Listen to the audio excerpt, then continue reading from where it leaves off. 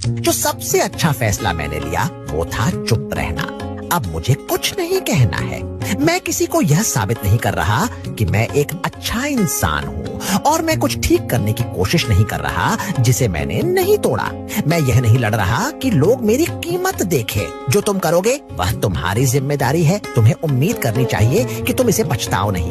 मेरी चुप्पी में मुझे शांति मिली। अब मुझे खुद को साबित करने की जरूरत नहीं है, न ही मुझे वो चीजें सुधारने की जरूरत है जो मेरी नहीं थी। मैंने एक नई ताकत पाई है। यह एक शांत ताकत है। यह एहसास करने से आई है कि मेरी कीमत किसी और की पहचान पर निर्भर नहीं है।